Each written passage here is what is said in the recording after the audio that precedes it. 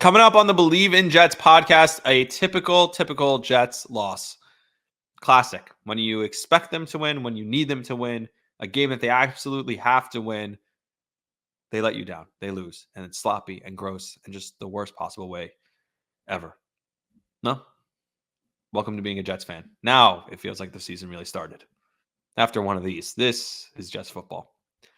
All right, we'll break it down. What did I see? We'll talk about it. All that and a whole lot more coming up on the Believe in Jets podcast. Today's episode is brought to you by BetOnline. BetOnline is the number one most trusted betting platform for all things football. It's the number one source for football. And today's line for the Jets, they were 7.5-point favorites, and they lost. Terrible. I do like, on Sunday Night Football tonight, I still do like the Ravens -2.5 against Buffalo. So there's a little tip for you. And you can bet that on BetOnline because they have every stat, every matchup, and even live odds and spreads to bet on during the games. Did I bet the Denver money line during this game? Hell yeah, I did. Because I saw it was looking sloppy for the Jets, and I was like, man, I'm going to go to BetOnline and bet the money line for Denver. It's called an emotional hedge. Think you know your stuff? Get in on our $200,000 mega contest and pick 5 games against the spread every week for your chance at weekly prizes and a share of $200,000. When the game's over, head over to one of our online casinos and get on a game of blackjack or poker or unwind. I need to unwind right now. Maybe I should just go try one of our 150 slots games to unwind. Head to the website today to get in on the action. BetOnline, the game starts here. Welcome back to the Believe in Jets podcast, the New York Jets podcast on the Believe Podcast Network. My name's Rami Lavi. All right. Absolutely unacceptable from the Jets. This is a same goddamn old Jets loss. This is exactly the kind of loss that Jet fans fear every single time. It's not when you think they can win or maybe you hope they can win or it's the big game where it's the game that you need to win, the game that you expect to win, the game that for so many reasons I explained before the game, why this is an opportunity that you cannot blow. This is an opportunity that you cannot let slip by. Those are the games that the Jets consistently, my entire life, find a way to lose. And it's on everyone across the board. Because you can change the name, you can change the players, you can change the uniforms to the nicer uniforms, change the coaches. It doesn't matter. It's the same damn thing. And I don't care that it's Aaron Rodgers now. This loss is on him too. He played a shitty game. It's on a lot of people. But the things that bother me most are obviously the things that have been plaguing this team for the entirety of the Robert Saleh coached regime. And he can talk about all the different things that happened to him. And he could say, oh, I didn't have a quarterback and all that. At the end of the day, there is a staple when it comes to the Robert Saleh teams. Unprepared and undisciplined. And that's what the Jets were today. Unprepared and undisciplined. And you saw it right from the start. From the bad weather, it was like this game was over. They couldn't get over the penalties. They never adjusted in the game. Their game plan was awful against this Broncos defense. Aaron Rodgers is not a guy who usually gets blitzed a lot because he will pick you apart, find out where the pressure is coming from, and pick you apart. The Jets could not do it today. He tries to use the cadence to his advantage. They could not do it today. This was over and over and over again. When I talked about the nostalgia pregame, I did not have this in mind. A slop fest. This felt like nostalgia. This felt like every single big Jet game I've ever seen in my life. Not big game, but every single Jet game that it feels like, okay, you're expected to win. Because it's not when you want them to win or hope they can win. It's when they're expected to win that they fail and fold in the most colossal fashion. Every single time. Just the same old goddamn Jets. Every time you expect better, they find a way. And I said it right from the outset. I tweeted before the game. Rain is the ultimate equalizer. Bad weather is the ultimate equalizer. Makes the bad team worse. It makes the bad team better, right? Because it makes the better team worse. But you know what's so funny about last episode? I talked about two things. I talked about the nostalgia from the game. And I talked about the quarterback and the great quarterback being the ultimate equalizer. That's what's supposed to happen. When you have the great quarterback, it doesn't matter how many penalties you make It doesn't matter how many mistakes you make. The great quarterback helps you overcome. Today was too much for even Aaron Rodgers to overcome. Now Aaron Rodgers wasn't good enough today to overcome. He made some nice throws. He was still fine. He still led them to a drive at the end. They had a chance. Now after they pick up the first down on the penalty, they needed, it was 1 minute and 4 seconds left. They gained 0 yards after that. So they still had to kick a 50-something yard field goal. Okay. Again, the quarterback is not blame-free, but that's the point. You assume that when you have this quarterback, that you overcome some of the things that happen. And he did overcome a lot. Like I said, there was a chance for them to win it. But time and time again, shooting themselves in the foot over and over and over again. That is the same old Jets. And Robert Saleh can talk about his defense. He could talk about Quincy Williams making a huge play. But the defense, first of all, got gashed in the second half on the ground. They did whatever they want on the ground in the second half. So your great defense that you love, Robert Saleh, really not that great. And by the way, Robert Saleh, when you're going to the commercial at the end of the first half and they ask you, what do you think you can do better in the second half? And he goes, makes the excuse and then says, well, no excuses. We got to be better. You don't need to say the excuse and then say no excuses. We got to be better. Just leave the excuses out of it completely because you're already making a fucking excuse. Just infuriating time and time again. It's almost like I was thinking about it a little bit. The silver lining of this is you're allowed to be mad at this Jets team. The season's not over. I said this is not a must-win game. It's a can't-lose game. You can't lose this game and be expected to take seriously. I actually like that Minnesota won, and now they're still undefeated going into London, and the Jets are maybe the more desperate team. I don't know what that means, but whatever. You have a top 3 games, though, coming up now. And the Jets have to find a way to pretty much go 2-1 in these 3 games because they shot themselves in the foot over and over again, and they couldn't take advantage of what should have been an easy win, an easy opportunity, and they killed themselves over and over and over again.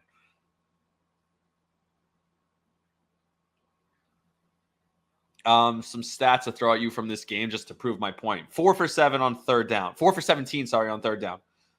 Not good enough. They ran 70 plays, 14 more than the Broncos. They had the ball for longer than the Broncos. The penalties. 15 penalties called on the Jets. 13 accepted for 90 yards. Absolutely atrocious. And then just classic more coaching mistakes. How about the goal line carries? Braylon Allen is not there. They talked to Saleh about it after the game. He said, yeah, it's something we have to look at. Look at it in game. It was so obvious. Braylon Allen was averaging 4 yards a carry. He's the big bruiser. Breece Hall sucked today. It's okay. You're allowed to have a bad game. Just give it to Allen.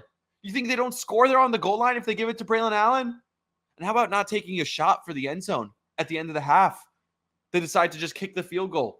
Run the ball and kick the field goal at the end of the half. This is what you brought Aaron Rodgers here for. To kick the freaking field goal? You'll kick the field goal afterwards. If the shot doesn't work, the 4 yards made a big difference, although maybe it did for Zerline. I don't know. He wasn't great today. No one was.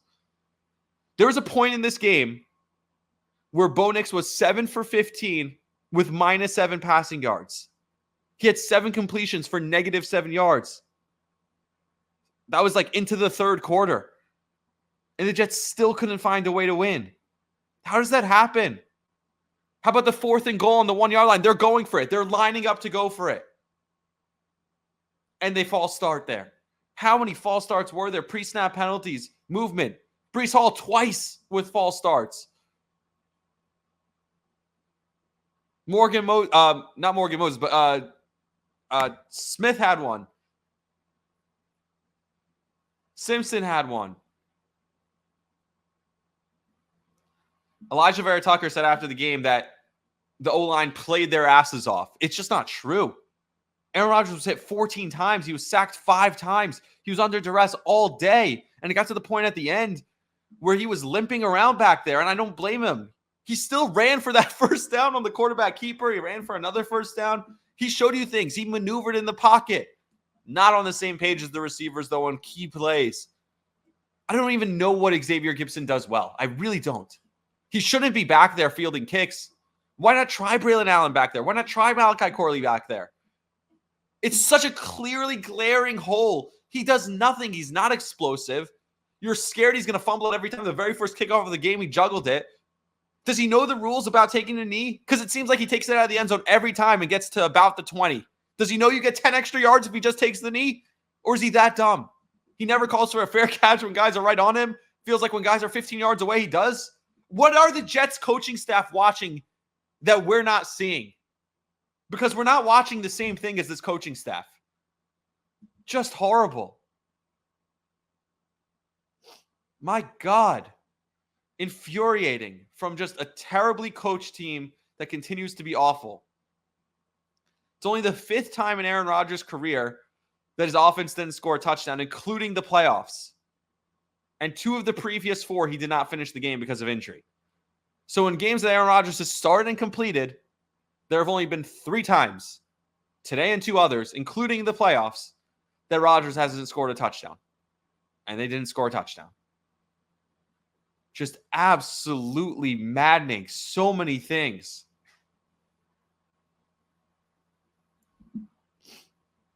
The Lazard penalty. How about that? I don't even want to kill Lazard for it because it's such a dumb penalty. Did the finger guns after a big first down, but they were building momentum. Rodgers had a couple of back-to-back really nice passes. They were moving quickly also, so they're getting right back up to the line. And then it killed the drive. And it's a dumb call. He just pointed with his fingers, did a little pew-pew after a first down. It's an idiotic penalty for 15 freaking yards. But you have to know better. You have to know they're going to call that Alan Lazard. This was a Lazard game from last year. An illegal motion, a hold. And then Sean Payton did everything to try and hand the game to the Jets because Rodgers clearly fumbles. And yet they don't have a challenge because he used both his challenges on idiotic, moronic challenges earlier in the game. They kick a field goal, they miss it. The Jets have the ball twice with a chance to get a game-winning drive. This is why you brought Aaron Rodgers in, to have the ball down with a chance to go and win it. And 2 drives, Rodgers didn't come through. And that's on Aaron Rodgers as much as anyone else. It was awful for him, but those 2 drives are the drives you have to overcome. When you pick up that first down on that Mike Williams pass interference, you have to pick up, it's a minute and 4 seconds. Figure out a way to get 10, 15 yards. You don't need a touchdown there. Just go find a way to get the field goal and end the game. It's maddening. The Broncos tried to hand this game to the Jets. The Jets defense tried to do everything. I know I said they got gashed on the ground in the second half. Sure, but still, those 2 drives, they came up huge. They made the stops necessary. The missed field goal was there. The punt team was great. The punt coverage was great. Thank you, Brant Boyer. Other than the 1 penalty, my God, also on, even when the team that is great, because Irvin Charles is great, and he's the leader of the special teams unit, the gunner on the punt unit, and he made a boneheaded mistake that just you don't make. No one ever makes. Look, the season's not over, and it's almost refreshing that you could be mad about losing a game like this. But my freaking God.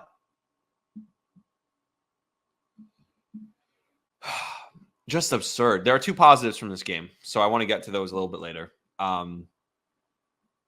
But I'm going to take a quick break because I just can't handle this. This is every single Jets loss of my life. This is what happens. It's not when you're hoping they can win. It's not when you want them to win. It's when they're expected to win. When they absolutely need to win. That's when they let you down in the most disgusting way, fashion possible. Zero creativity from Nathaniel Hackett. Nate Hackett versus Sean Payton. It's just 2 clowns against each other, right? And today, Nate Hackett was the bigger clown. Sean Payton tried to be the bigger clown. Nate Hackett won that battle. And Robert Saleh. You wondered if the Jets and Aaron Rodgers could overcome the coaching of Hackett and Saleh. It's been a storyline all year. Oh, we know they're not great, but Rodgers will overcome. I'm not so sure. They're that bad. This coaching staff is that bad. Underprepared, 0 creativity, 0 adjustments, and 0 discipline. Absolutely mind-numbing that you could watch the same damn thing over and over again. Change the coach, change the owner, change the color, change the uniform, change everything, change the players, change the stadium. same damn thing for 50 fucking years of the goddamn Jets. It's mind-boggling. All right. I'm going to take a break to calm down, give you a couple of quick positive notes and wrap, and then obviously we'll have Bilal and Antoine throughout the week as we preview the London game, but we also wrap a bow on whatever this garbage we just saw was. But before we take a break, I got to tell you guys about something, because something that brings me great joy, that despite watching this Jets team and watching them rip my heart out on this Sunday, I was able to sit there comfortably in this hat that you see from Melon. And this hat is awesome. I haven't taken it off, as you see, since I've gotten it. Since they sent them, haven't taken it off. And the reason is because it's durable, it's breathable, it's long lasting, it keeps its shape. Look how like thick this is. It's like a good heavy material, but also light and breathable on the top. It doesn't smell, it doesn't get sweaty, no sweat stains, nothing. If it got dirty, which I can't imagine it does, but if it did, I'd throw it in the washing machine. It would maintain its shape because it's waterproof. This is the best hat if you are looking to go golfing, you're looking to go hiking, you're looking to go out to a water park on a date, or wear it fashionably, because it's also very fashionable. Anytime you want a hat, you go for Melon. They have a bunch of different sizes so that they fit for you. They're super comfortable. And overall, you just got to get one. It's the best hat you'll ever wear. You'll never want to wear another hat again. So to get in on the best hat in the game, you got to go to Melon, melin.com, and try it for yourself. Go to melon.com today and try one of these hats. We'll be right back with more and wrap it up after a quick break. Sometimes it's almost like fun, because you could sit and watch a Jets game in September and be so furious because the expectations are higher. And almost in a way, it feels good that the expectations are higher. But the stress of it, I'm growing a stress pimple right there, as you see, if you're watching this on YouTube. It's just infuriating. So many things in this game, so many parts of this game are so wildly frustrating. But at the end of the day, this is where the expectation is. Rodgers made no excuses, took the blame in the press conference. Saleh didn't say much. We have to look at the tape, whatever. We'll see what they say tomorrow. We'll talk to Antoine, see what other people said in the locker room, if he has any notes. This is where you're tested. You know, we saw 10 days off, and after 10 days, this is the offense they came up with. It's just mind-numbing. I can't see Xavier Gipson on the field anymore over Malachi Corley. I just can't. Like, what are we watching? They have other options in the kick return game, in the punt return game. Why does it have to be Gipson? And he's not good in the receiving game either. When Zach Wilson doesn't turn around, I assume it's Zach Wilson's fault, and him and Rodgers aren't on the same page. And I get it. And Rodgers, like, just use your head, look around. Okay, fine. Zach Wilson will get better. And that connection is tough right now, and I assume it will get better. When Gibson's not on the same page as Rodgers, I'm just like, yeah, because this guy's an idiot. He just runs straight. He's stupid. Like, you've seen him with the punt and kick returns. He's not a smart guy. Oh, my God, it's infuriating. And there's still enough throws in there and enough positive things that you're like, damn, Aaron Rodgers is still our quarterback, and this is a shitty loss. And Aaron Rodgers has shitty losses in his career. It happens. And he's looking around, blaming other people, and it looks terrible when he loses. He's one of the ugliest losers. And then he goes on a run where he just wins 6 and 7 games in a row against great teams. So it's not like the season's over. They can beat Buffalo. They can beat Pittsburgh. They can go 3-0 in the next 3 games. There's no reason why they shouldn't. They're good enough. Their defense is good enough. They've beaten Buffalo how many times with freaking Zach Wilson? Aaron Rodgers could definitely beat him. I think we saw some major holes in Brian Flores' defense for the first time. Sam Darnold turned it over. They almost coughed up that game against Green Bay. Maybe Aaron Rodgers get on the phone with his buddy, Jordan Love. Hey, what happened? What's going on there? London's the ultimate equalizer too. So even if this Minnesota is this juggernaut, well, the Jets have the advantage of the worst team having an equalizer, right? Like we talked about the rain before this game. And Pittsburgh, they didn't look great today. Like, this team, you think they're that good? They have a really good defense too. I expect it to get better, but now we're a month in. We always talk about it with Bilal, the quarters of the season. You break the season up into 4. We always talk about that with Bilal. So the question is now, you're 2-2 after the first 4. 1-0 in the division, 1-1 in the conference. Or 2-1 in the conference, sorry. Where do you go from here? Not great for the first 4. You want it to be 3-1. Let's see what happens. Next 4. Next 4, you have to find a way to be at least 2-2. Preferably 3-1. At some point, you have to start getting going. I get it. The first few weeks, it's like preseason. They didn't play preseason. There's so many different things that you could say. But at some point, you need to start picking it up. And again, you just look 16 first downs. Just so many things. Just not good enough.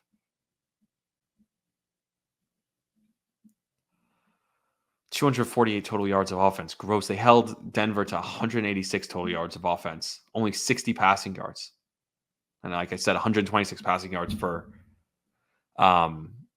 Denver. They pretty much gashed them in the second half.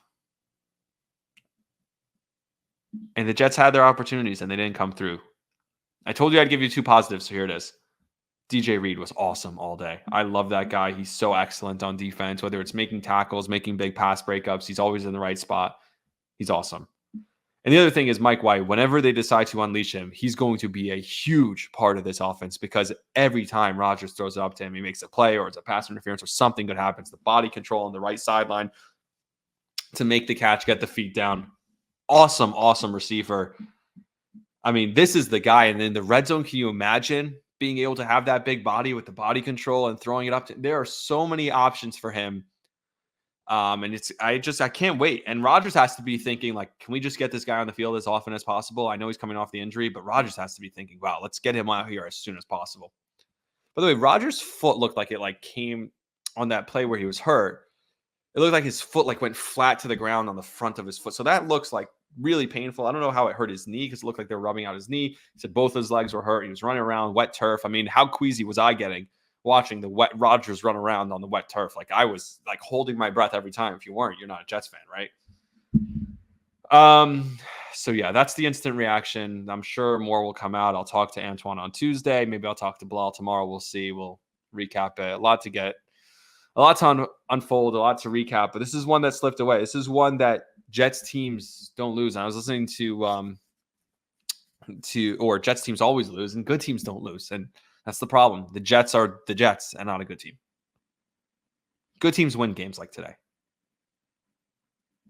There's adversity. You have 10 days rest. And the defense held the other team to 10 points. Good teams find a way to win those games. The Jets never find a way to win those games. They're still the Jets. They're not a good team yet. That's the bottom line. Like I said, I was watching Bart Scott for a little bit while I was waiting for Rodgers. Rodgers took a while before. I don't know why. I didn't see anything on Twitter as to why it took him so long to come to the press conference. Let's see if I can check that real quick. But he was saying how the offense just looks vanilla right now. Like it's the same offense, just with Aaron Rodgers in it. So he makes up for some of the terrible things because he's Aaron Rodgers, which is great. But it's still the same freaking offense as last year, just a vanilla and bland. And part of that's probably he needs to get on the same page as some of these guys. I get that. But a big part of it is also just there's no creativity. Like they need to get in the lab and start working because whatever they're doing right now is just not working. So that's all. That's all for me. I'm toast. I need to go to sleep or something. I need to take a nap after that. All right. Rami Lavi, Believe in Jets. Like, subscribe, share the podcast. Appreciate you all for listening. Like I said, this week we're going to have former Jets running back Bilal Powell. What did he see on the film? Well, I'll take a look at the All-22, tell you what I saw. Antoine Staley's in the locker room. He's talking to the players, talking to Saleh. We'll see what he says, and then we'll preview the Jets heading out to London for the London game. So until next time, like, subscribe, share the podcast. Appreciate you all for listening. See ya.